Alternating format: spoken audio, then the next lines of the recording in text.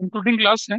Computing class में we are going to solve the question number, कौन सा वाला, 16, क्वेश्चन नंबर 16 को लेके चल रहे हैं अभी। और इसके अंदर एक दो एडजस्टमेंट्स है जिन्हें मैं चाहता हूँ कि आपके साथ डिस्कस करूँ।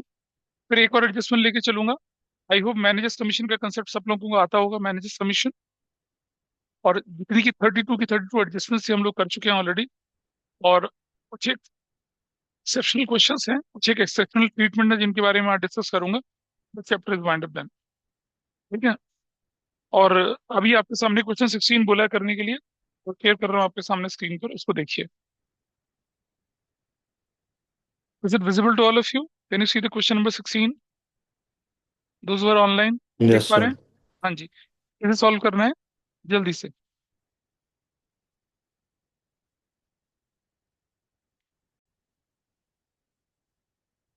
क्वेश्चन आपके सामने है, एडजस्टमेंट से एक बार मार्क कर लीजिए। सैलरीज, सैलरी पे निशान लगा लेंगे। और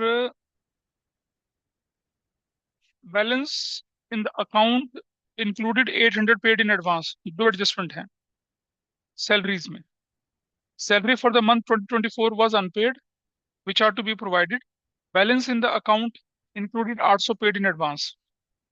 Insurance is prepaid, वो भी ठीक है। Depreciate machinery, depreciate furniture by 10% of the original value and building by 5%. Stock 1500 taken by Ashok for personal use.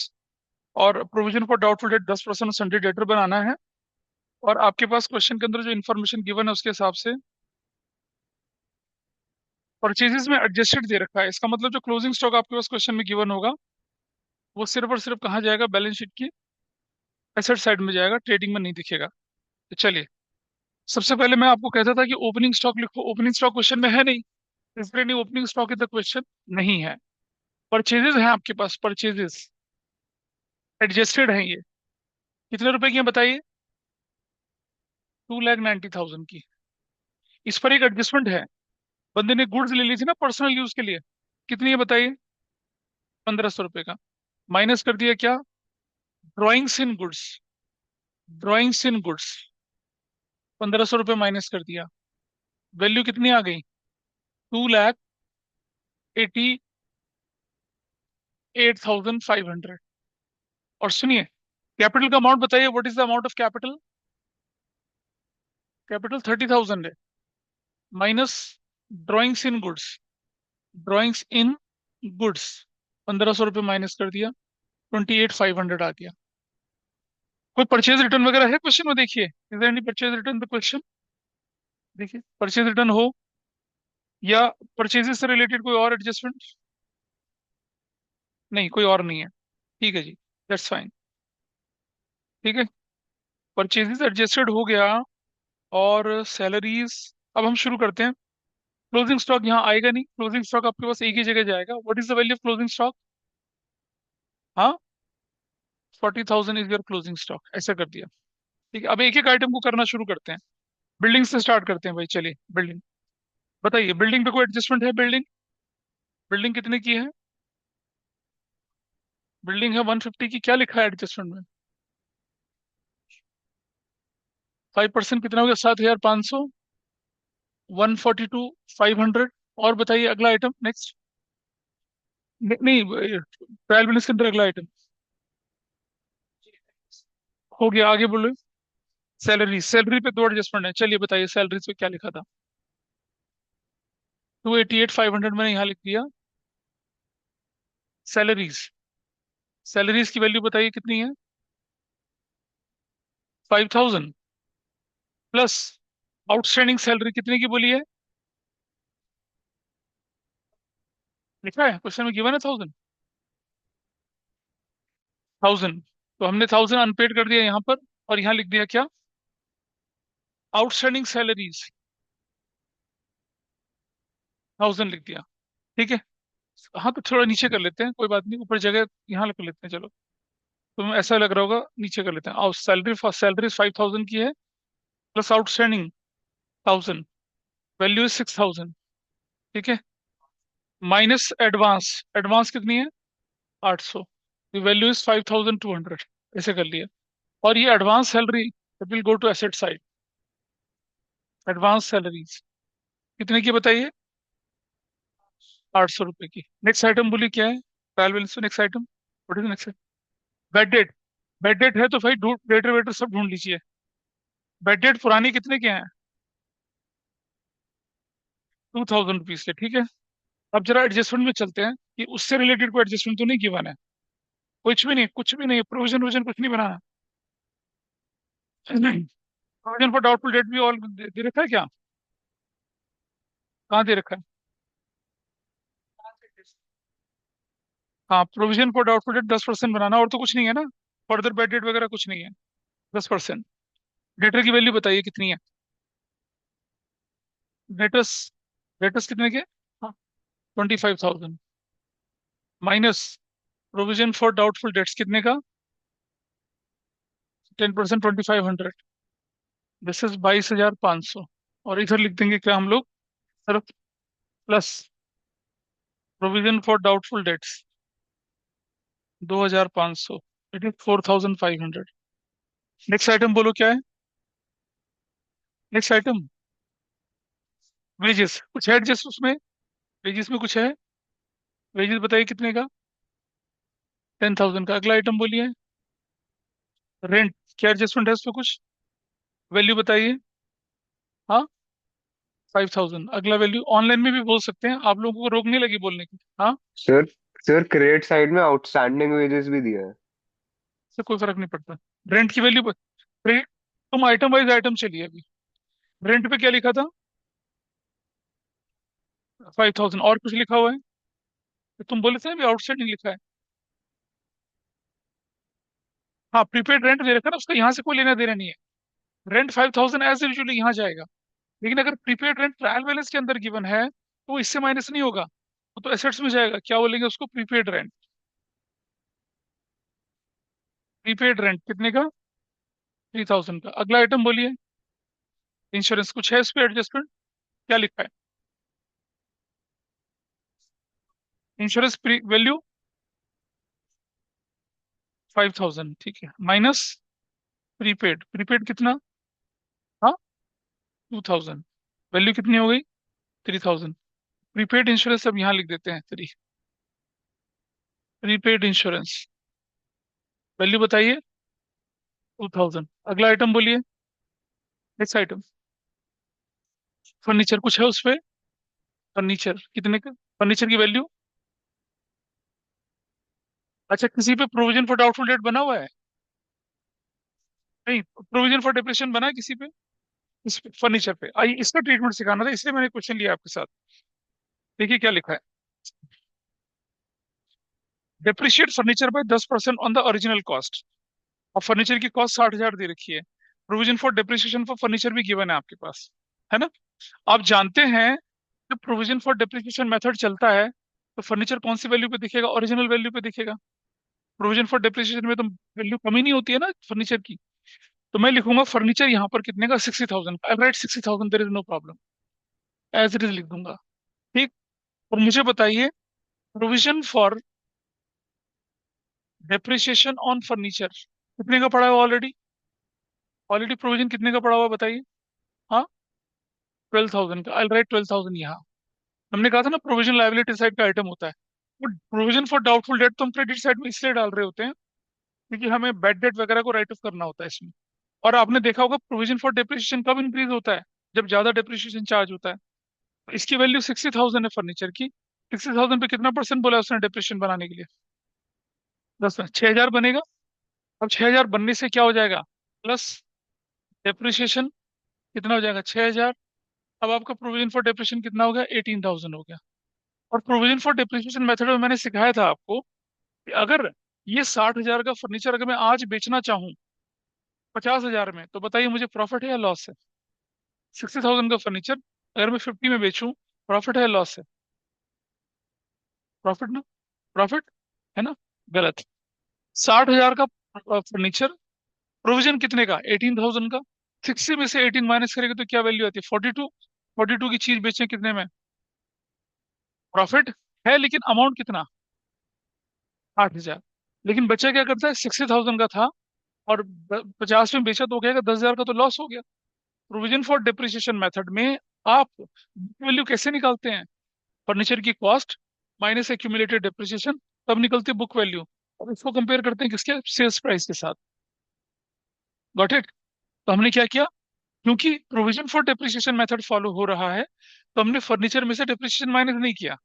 हमने क्या किया, अपना एक्यूमुलेटेड डेप्रिसिएशन अकाउंट बढ़ा दिया। अब आप देखिए, अगर प्रोविजन फॉर डेप्रिसिएशन इस तरफ पड़ा है और मशीनरी उस तरफ पड़ी है, तो ऑटोमेटिकली हमारे पास बुक वैल्यू आ जाती है।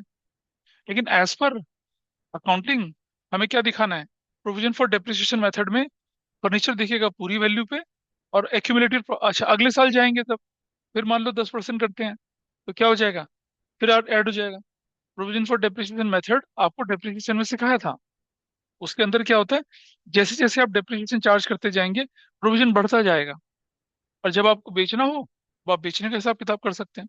तो यहाँ हमने क्या किया, फर्नीचर 60 रखा, तो डेप्रिसिएशन था, प्रोविजन फॉर डेप्रिसिएशन में जोड़ दिया, है ना।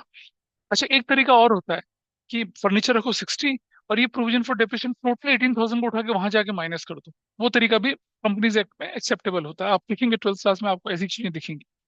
लेकिन अभी हम ऐसे ही कर रहे हैं। अभी भी हमारा फर्नीचर किस पे दिखेगा, अभी भी फर्नीचर हमारा किस पे दिखेगा, एट कॉस्ट पर दिखेगा, कॉस्ट पे। अगर हम प्रोविजन फॉर डेप्रिसिएशन मेथड ना लगाते, तो हमारा फर्नीचर कौन सी वैल्यू पे दिखता, रिटर्न डाउन वैल्यू पे दिखता, रिड्यूस वैल्यू पे दिखता, क्योंकि तब हम प्रोविजन फॉर डेप्रिसिएशन बनाते नहीं। तो जितने भी क्वेश्चंस आप लोग करते हैं अभी तक, जब प्रोविजन फॉर डेप्रिसिएशन नहीं था, तो मशीन किस पे दिख रही थी आपकी, एट कॉस्ट पे दिखती थी, रिड्यूस वैल्यू पे दिखती थी। प्रोविजन फॉर डेप्रिसिएशन है, तो ये वो जो एक्विजिशन कॉस्ट थी ना साल के शुरू में जब खरीदी थी आपने, तब की कॉस्ट कब तक चलेगी, लास्ट तक चलेगी, एंड तक चलेगी। और यहाँ आपका प्रोविजन फॉर डेप्रिसिएशन बढ़ता जाएगा। बिल्कुल गलत नहीं है, this is the correct method. नहीं, बिल्कुल गलत नहीं है, कंपनी से, अरे भैया मैंने तुम्हें क्या बताया था, डेटर को और प्रोविजन को प्रेजेंट करने का दो तरीके होते हैं। Debtor minus provision for doubtful date, या डेटर एसेट्स में रखो और provision for doubtful date liability side में ले आओ। दोनों तरीके, कंपनीज एक्ट दोनों तरीके देता है आपको, एक्सेप्ट दोनों तरीके के हिसाब से काम चलता है। So that is how it is correct. तो ऐसा करना बिल्कुल ठीक है। और एट कॉस्ट लिखा है क्वेश्चन में, तो हम एट कॉस्ट पे रखेंगे, क्योंकि हम प्रोविजन फॉर डेप्रिसिएशन मेथड लेके चल रहे हैं। अगला आइटम बताइए क्या होगा। और ये सुनो, अब ये जो है ना आपका, इधर इस तरफ, यहाँ यहाँ डेप्रिसिएशन लिखा जाएगा, डेप्रिसिएशन ऑन किस पे, फर्नीचर पे, कितने का, 6,000 का। अब कुछ बच्चे बोलेंगे सर मशीन से तो माइनस करा नहीं, डेप्रिसिएशन यहाँ क्यों दिखा रहे हैं। तो याद करो, मैंने जर्नल एंट्री सिखाई थी आपको, क्या एंट्री बनती थी, depreciation debit to provision for depreciation, और अगली एंट्री होती थी profit and loss to depreciation. तो प्रॉफिट एंड लॉस में तो जाएगा, और उधर भी जाएगा, चला गया मामला। जब मैंने प्रोविजन फॉर डेप्रिसिएशन में, देखो सुनना बेटा ध्यान से, विदाउट प्रोविजन फॉर डेप्रिसिएशन में आपकी एंट्री बनती थी डेप्रिसिएशन डेबिट टू फर्नीचर, एक, और नंबर दो एंट्री बनती थी profit and loss to depreciation. अगर मैं इन दोनों को कंबाइन करता तो मेरी एंट्री क्या बनती, profit and loss debit to furniture. यानी कि प्रॉफिट एंड लॉस के डेबिट साइड में भी जाता डेप्रिसिएशन, और फर्नीचर से माइनस हो जाता। ये कब होता था, जब हम क्या करते थे, प्रोविजन फॉर डेप्रिसिएशन मेथड नहीं बनाते थे। जब प्रोविजन फॉर डेप्रिसिएशन मेथड बनता है, तो पहली एंट्री क्या होती है, depreciation debit to provision for depreciation, कितने से, 6,000 से, 6,000 से। और अगली एंट्री होती थी क्या, profit and loss debit to depreciation.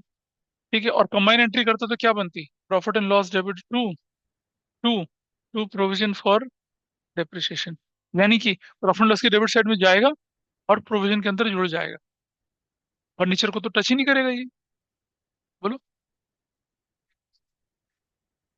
इसमें, हाँ वो भी आएगा ना, भी तो लिखा नहीं था क्या, चलो ये लिख देते हैं। डेप्रिसिएशन ऑन बिल्डिंग भी लिख लीजिए, वो हमने छोड़ दिया था, कितने रुपए का, 7,500 का, वो छोड़ दिया था।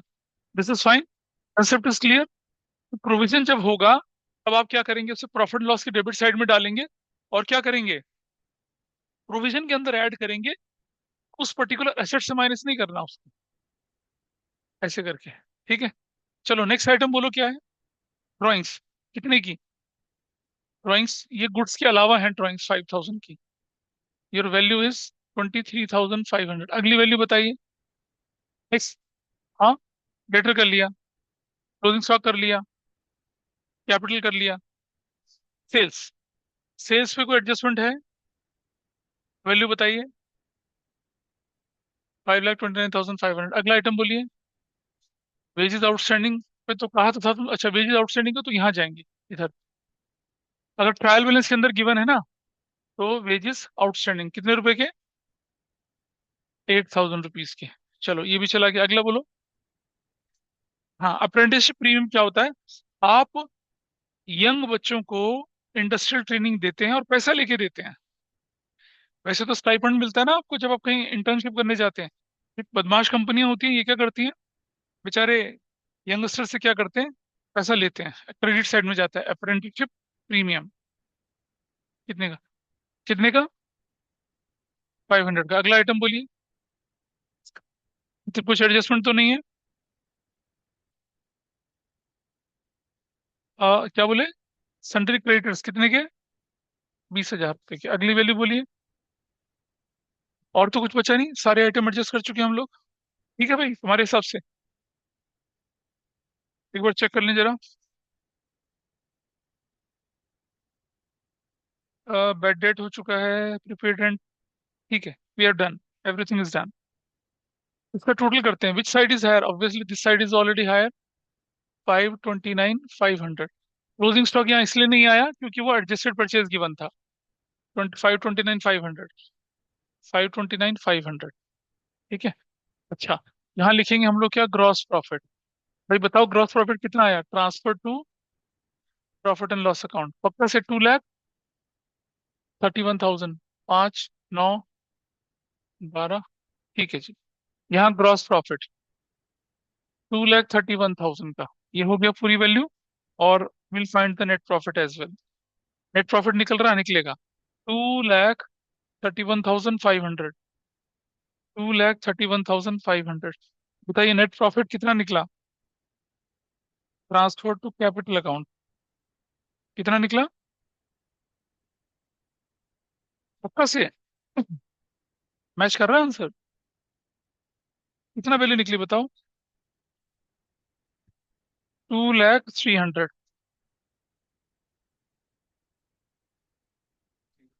हाँ ठीक है, 2,03,000।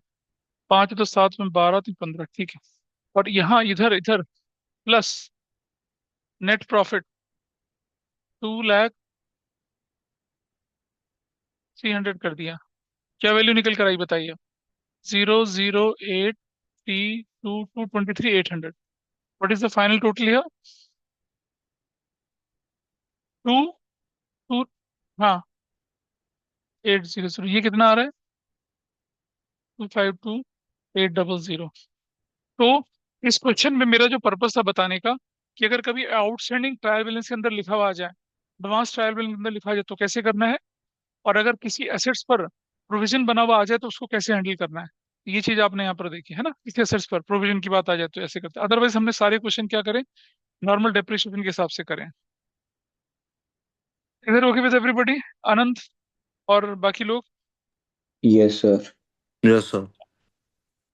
अगर ये नोट कर लिया, अब एक नया एक छोटा सा कंसेप्ट और है जो कि बुक्स में आपकी में दिख नहीं रखा, लेकिन बनती है वो एडजस्टमेंट्स। ठीक है, उसको करते हैं। इसे नोट कर लीजिए फटाफट से पहले। आपका आंसर बुक के हिसाब से मैच नहीं कर रहा, यही परेशानी हो रही है ना? तुम्हारा कर रहा है?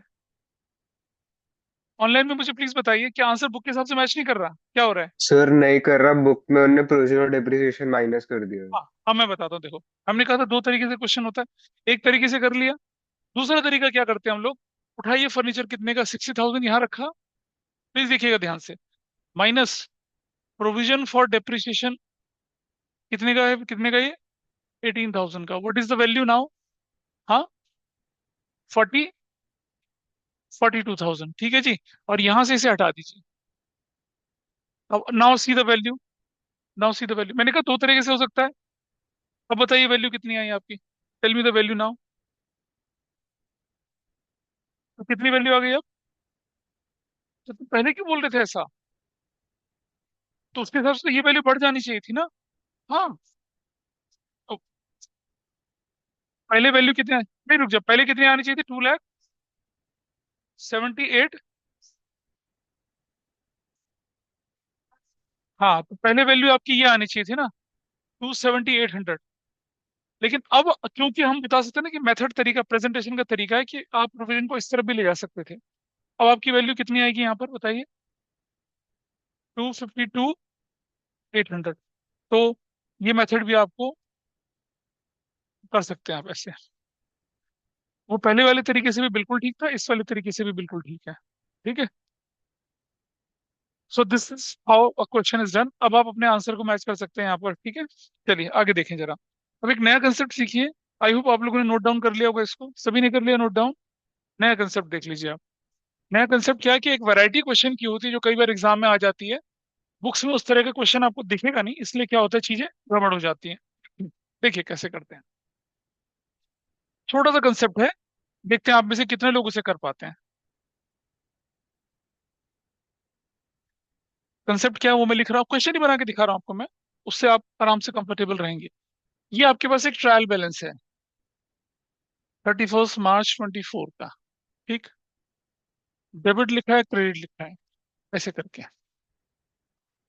पर्टिकुलर्स। वेजेस लिखे हैं 50,000 के। वेजेस आपके पास है 50,000 के। सैलरीज हैं आपके पास 60,000 की। ठीक है जी। एडवांस वेजेस लिखे हुए हैं आपके पास 5,000 के। आउटस्टैंडिंग सैलरीज लिखी हुई हैं आपके पास 6,000 की। ठीक। और लिखा है एडजस्टमेंट में 1/5 of the wages were for factory, for factory. Number one. Number two. ठीक है। नंबर टू लिखा है 1/6 of the salary is for office. ठीक। और नंबर तीन, आउटस्टैंडिंग वेजेस, आउटस्टैंडिंग वेजेस हो गए 10,000 के। नंबर चार, आउटस्टैंडिंग सैलरीज, आउटस्टैंडिंग सैलरीज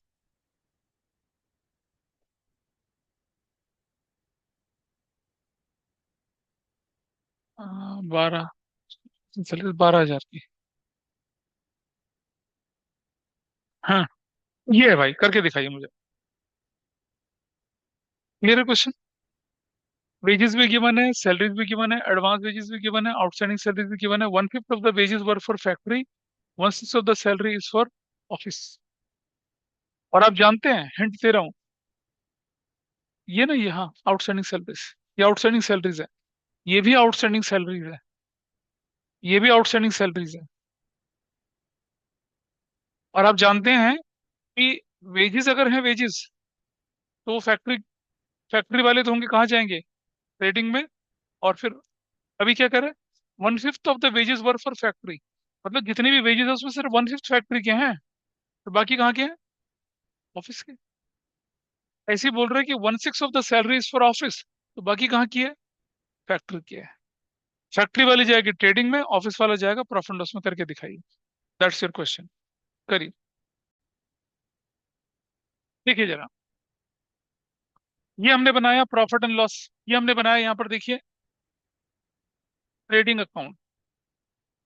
इधर ट्रेडिंग अकाउंट चला गया, इधर प्रॉफिट एंड लॉस अकाउंट है, और इस तरफ चलते हैं क्या लेके? Balance sheet.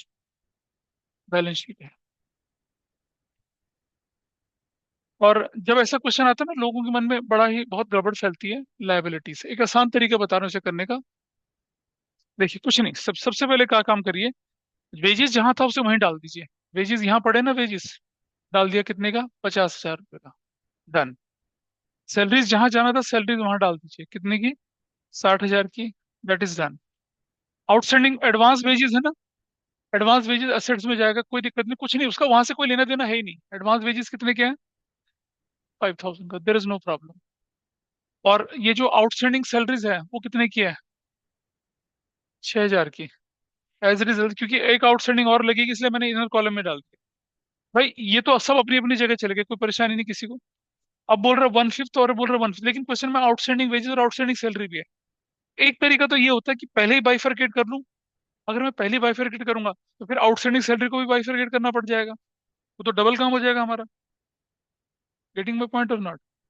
अगर मैं पहले इस एडजस्टमेंट को करता हूँ तो फिर मुझे ये जो है ना वेजेस वाले, ये वाले, इनको भी बाइफरकेट करना पड़ जाएगा, क्योंकि इसमें से भी कुछ ऑफिस का होगा, कुछ मतलब फैक्ट्री का होगा। पहला काम क्या करो, पहले इन्हें एडजस्ट कर लो। पहले इन्हें एडजस्ट करते हैं। आउटस्टैंडिंग वेजेस कितने के हैं प्लस? आउटस्टैंडिंग कितने के हैं भाई? 10,000 के। Now the value is what? 60,000। Outstanding salary कितने की है भाई बताइए? 12,000 की। Now the value is what? 72,000। Correct. अब जरा देखिए कि इसका इसका 1/5 फैक्ट्री का है। 1/5 फैक्ट्री है, तो 60,000 का 1/5 कितना बनता है? 12,000। तो मतलब मुझे यहाँ पे सिर्फ 12,000 ही रखने हैं ना। फैक्ट्री का मतलब क्या हुआ? ट्रेडिंग अकाउंट में मैंने 1/5 ही रखना है। तो बाकी का माइनस क्या हो जाएगा? ऑफिस करके कितना? 48,000। तो हम यहाँ लिखेंगे क्या? वेजिस। वेजिस लिखेंगे 48,000 के, ऑफिस वाले, ऐसे करके। ठीक है जी, रुक जा कोई बात नहीं। अब दूसरा देखिए, 1/6 of the salary is for office. 1/6, इसका 1/6 कितना बनता है? 12,000। मतलब यहाँ कितना आना चाहिए? सिर्फ 12,000 ही आना चाहिए ना। बाकी क्या हो जाएगा? फैक्ट्री का हो जाएगा। फैक्ट्री का कितना हो जाएगा? 12 माइनस करेंगे तो यहाँ से 60,000। यहाँ हो जाएगा सैलरी कितने का? 60,000। अब जरा एक बार देखें कि क्या हमारी जो सिचुएशन जो दे रखी है, क्या इसको फुलफिल करती है नहीं करती। तो 1/5 of the wages are for factories. Wages थे कुल मिला के 60,000, और यहाँ पर्टिकुलर कॉलम में उसका 1/5 कितना? 12,000 दिख रहा है? हाँ दिख रहा है। यानी कि ये कंडीशन हमारी फुलफिल हो चुकी है।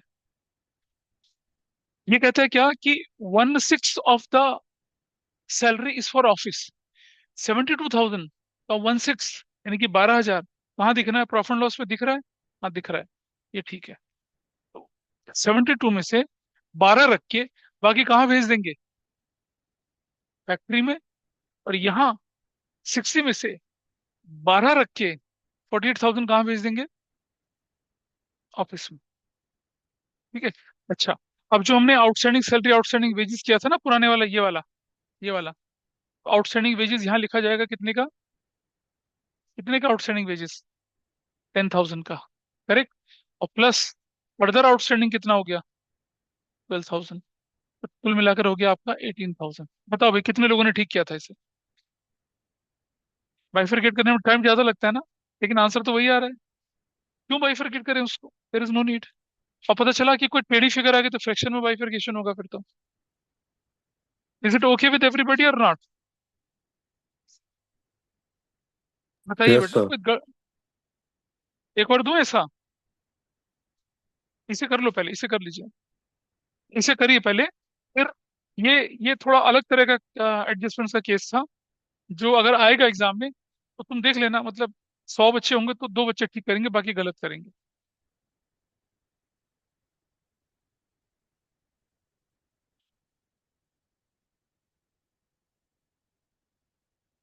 ऑनलाइन में anybody who is not able to understand please बताइए मुझे।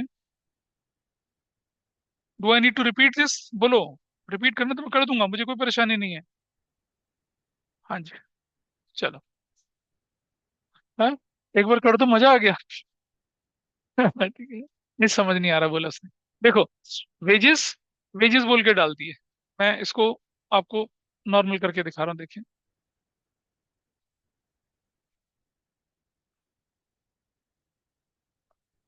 हमने क्या किया, वेजेस को वेजेस बोल के डाल दिया। वेजेस वेजेस है 50,000 का, और यहाँ सैलरीज हैं, ये आपके 60,000 का। तो ध्यान देख के चलिए कि जो सैलरीज हैं, जो अमाउंट जहां बिलोंग करता है तो वहीं रखिए पहले तो। रख दिया। फिर क्या करिए, इन पर इनको शेप पर ले आइए। इनके जो ये वाले आइटम थे ना और ये वाले आइटम थे, इनको पहले ठीक कर लीजिए। ऐड कर लिया मैंने क्या? आउटस्टैंडिंग वेजेस कितने का कर दिया हमने? 10,000 का, नाउ दे आर 60,000। और यहाँ हमने कर दिया आउटस्टैंडिंग कितने का, 12,000 का। इसकी वैल्यू बना दी हमने कितना, 72,000। ये हमने कर दिया, ये तो कोई दिक्कत नहीं है। और ये दोनों आइटम हमारे यहाँ चले गए, देखो देख रहे हैं, यहाँ और यहाँ चले गए। This is fine. ये आइटम कैसे डालना था ये तो हम बता ही चुके हैं आपको। एडवांस वेजेस और आउटस्टैंडिंग सैलरी, इनका एडजस्टमेंट से कोई लेना देना नहीं है। ये ऑलरेडी हो चुके हैं, इनका कोई पंगा नहीं, कुछ भी नहीं इनका, ठीक है। There is no problem in that. इनका कोई लेना देना नहीं था, ये अपना अलग जगह पे पड़े हुए हैं। अब आ जाइए, 1/5 of the wages are for factory. यानी कि ये 60,000 के वेजेस में से ट्रेडिंग अकाउंट के अंदर कितने रखे जाने, सिर्फ 12,000 रखे जाने। 1/5 ऑफ व्हाट, 1/5 ऑफ क्या, वेजेस। कहाँ जाने हैं, ट्रेडिंग में जाने हैं। तो हम पहले बाहर वाले कॉलम में कितना करते हैं, 12,000 रख लेते हैं। बाहर वाले कॉलम में 12,000, तो यहाँ से कुछ माइनस होगा ना, कितना माइनस होगा, 48,000। ये 48,000 कितना है, 4/5 है ना, 4/5 बचा हुआ हिस्सा। तो ये कहाँ चला जाएगा, ऑफिस बोल के, ऑफिस बोल के माइनस कर दिया यहाँ से। ऑफिस में चले गए, यहाँ यहाँ ऑफिस में चले गए, क्या लिख दिया, वेजेस, ऑफिस वाले वेजेस कितने के, 48,000। तो आप देख रहे हैं 60,000 के वेजेस थे, 1/5 कहाँ दिख रहे हैं, ट्रेडिंग में, और 4/5 कहाँ दिख रहे हैं, profit loss. This is clear. अब आगे सैलरीज पे। सैलरी कितने की, 72,000 की। कहता है 1/6 सैलरी कितना दिखनी, 1/6 क्या है, ऑफिस की है। तो इसका 1/6 कितना बनता है, 12,000 बनता है। यहाँ 12,000 दिख रहा है, और इसमें से माइनस होगा क्या, फैक्ट्री बोलकर माइनस कर दीजिए। फैक्ट्री बोलकर कितना, 60,000 यहाँ से माइनस कर दिया। और यहाँ लिख दिया हम लोगों ने क्या, सैलरीज, कितने की, 60,000 की। अब जरा देखिए, टोटल 72,000 था, उसका वन उसका कितना, 1/6, यानी कि 12,000 कहाँ दिखना चाहिए, 12,000 यहाँ दिखना चाहिए ना। तो बचा हुआ 60,000 कहाँ दिखना चाहिए, ऊपर दिखना चाहिए। बस, हो गया। ये आपस में ही घूमेंगे, ये वो एडजस्टमेंट है जो आपस में घूमेंगे, वहां नहीं जाएंगे, वहां नहीं जाएंगे। इज इट क्लियर, ठीक है जी, this is fine with you. चलिए, अब एक चीज और देखिए जरा। अब मैं और करके दिखा, रुक जाओ। अब यही क्वेश्चन आपके सामने दोबारा से एक छोटा सा ट्विस्ट दे रहा हूँ इसके अंदर।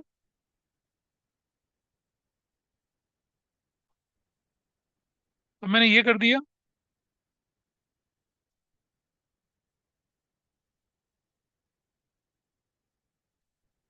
अब मैंने ऐसा कर दिया। अब करके दिखाइए। Now the question is change.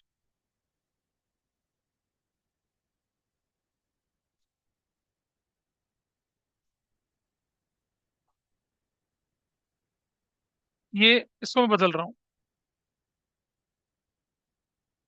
2/5। अब मैं ऐसा कर रहा हूँ। क्वेश्चन क्लियर है सबको। Now this is the question, इसे करके दिखाइए फटाफट से। सबसे पहला काम, आप वेजेस लिख लीजिए, वेजेस नॉर्मल, दैट इज 50,000। और सैलरीज लिख लीजिए, salaries that is of 60,000। Out advance wages, advance wages यहाँ डाल दीजिए। वेजेस एडवांस और भी हैं, इसलिए एडवांस वेजेस में कितने कर रहा हूँ, पुराने वाले लिख ही रहा हूँ। Outstanding salaries as it is डाल लीजिए, दैट विल बी ऑफ 6,000। जिस आइटम ने जहां जाना था वो वहां चला गया, everybody is able to see this. आइए पढ़ते हैं। कहता है 2/5 of the wages were for factory. ये वेजेस है ना, ये वाले वेजेस 50,000। लेकिन उससे पहले में क्या कर रहा है, ये और ये वेजेस एडजस्ट कर लीजिए। माइनस कर दिया एडवांस वेजेस, एडवांस कितने के, 10,000। तो वैल्यू कितनी आ गई, 40,000। और यहाँ लिख देंगे क्या, प्लस एडवांस 10,000। टोटल कितना हो गया, 15,000 हो गया। फाइन। अगला क्या लिखा बताइए, 1/5 of the salaries for office. अच्छा सॉरी, हाँ पहले हमने 40,000 कर दिया हमने, अब उसका दूसरा क्या है, एडवांस सैलरीज माइनस एडवांस, कितना बोल रहे हैं, 12,000। तो क्या बोलेंगे, 48,000 आ गया। तो यहाँ लिख देंगे क्या, एडवांस सैलरीज। कुछ लोगों के मन में क्वेश्चन आएगा कि आउटस्टैंडिंग सैलरी हो तो सकता है किसी एम्प्लॉय को एडवांस दे रखा हो, किसी से आउटस्टैंडिंग होती हो जाता है कई बार। आपकी फैक्ट्री में 100 एम्प्लॉय हैं, कुछ पे एडवांस चल रहा है, कुछ की आउटस्टैंडिंग रह गई हो। ऐसे भी हो सकता है, इसलिए इसमें कोई परेशानी वाली बात नहीं, 12,000। चलो अब हम बड़ा क्लियरली सोचते हैं। 2/5 of the wages were for factory, 2/5 of the wages, इसका 2/5 कितना होता है? वो किसके लिए है? फैक्ट्री के लिए, यानी कि 16,000 हमारे यहाँ जाएंगे। तो कितना माइनस होगा यहाँ से? 24,000 यहाँ से माइनस होगा, किसके लिए होगा वो? ऑफिस के लिए। तो लिखेंगे क्या? वेजेस ऑफिस कितने? 24,000 यार, 16 थोड़ा ही, 16। तो क्या कहता है? 1/5 of the salary is for किसके लिए? ऑफिस के लिए। 1/5 of the salary is for office. तो यहाँ इसका 1/5 कितना बनता है? 9,600 यहाँ रहेगा। तो माइनस, माइनस फैक्ट्री लिखेंगे। फैक्ट्री के लिए कितना? फैक्ट्री 00438, ये यहां से माइनस कर दिया। और यहाँ लिखेंगे क्या? सैलरीज फैक्ट्री, फैक्ट्री की सैलरी कितने की भाई? 38,400 की। भाई कितने लोगों ने ठीक किया था बताइए, कितने लोग कर पाए थे इससे?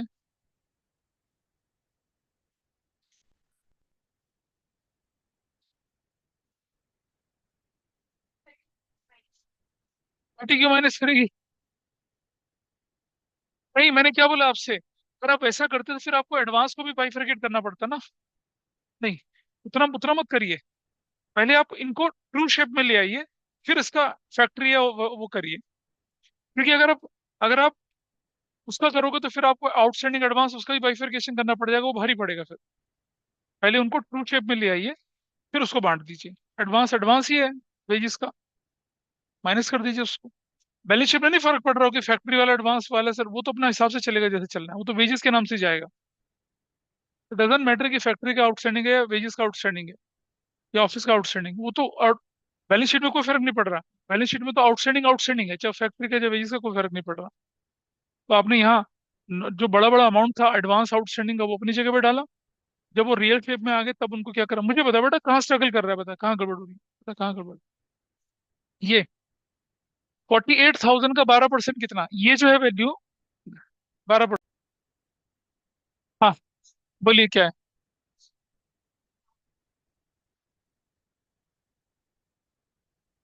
सुनो, प्रोविजन फॉर डाउटफुल डेट का ट्रीटमेंट हमने बताया था कि अगर पुराना प्रोविजन गिवन है आपको, उसे क्रेडिट साइड में डाल के छोड़ दीजिए, नए वाले को, क्योंकि वो अपने आप एडजस्ट होगा। क्रेडिट में डालने का मतलब है डेबिट से माइनस है वो।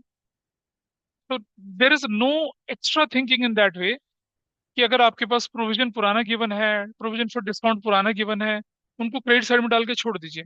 लेकिन प्रोविजन फॉर डेप्रिसिएशन के साथ ऐसा नहीं करेंगे। उसे कहाँ डालेंगे प्रोविजन फॉर डेप्रिसिएशन को? उसे तो हमने देखा ना, बैलेंस शीट की लायबिलिटी साइड में ले जाइए, नया प्रोविजन ऐड कर दीजिए, या तो इसी तरफ डाल दीजिए लायबिलिटी साइड में, या उसे एसेट्स में से जाके माइनस कर दीजिए, ऐसा कर सकते हैं, है ना। तो प्रोविजन फॉर डाउटफुल डेट के केसेस, और वो मैंने बताया था ना कि 50% of the debts were irrecoverable या रिकवरेबल। ये 3 नंबर के क्वेश्चन बन के आपके एग्जाम में आएगा जरूर से, 3 नंबर का क्वेश्चन। ठीक है, फाइनेंशियल स्टेटमेंट मैंने पूरा किया।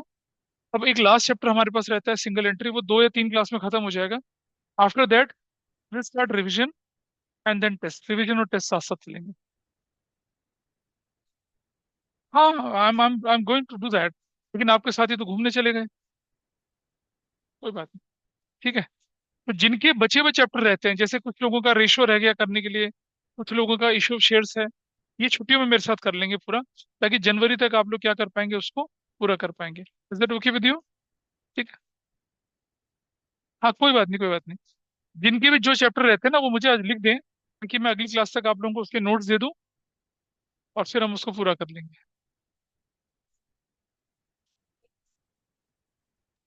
नहीं, कौन सी प्रीमिसेस? एसेट्स होती हैं वो तो, प्रीमिसेस इज एसेट्स। मैंने क्या बताया था, school premises, office premises, business premises, मतलब आपका प्रॉपर्टी का एरिया, प्रीमाइसिस उसे कहते हैं। एसेट्स होती हैं, प्रीमाइसिस आर एसेट्स। ठीक है, दिस चैप्टर इज डन। इसका काम आपके पास इसके इलस्ट्रेशंस, सुनो, इलस्ट्रेशंस भी करने हैं इसके, और एक्सरसाइज के क्वेश्चन आई बिलीव आपने कर लिए होंगे। ठीक है, so that's all for today, ये चैप्टर खत्म हुआ हमारा। सिंगल एंट्री अगला चैप्टर होगा, 2 या 3 क्लासेस, इसके बाद फिर हमारा revision, and then we have testing. चलिए, दैट्स ऑल फॉर टुडे।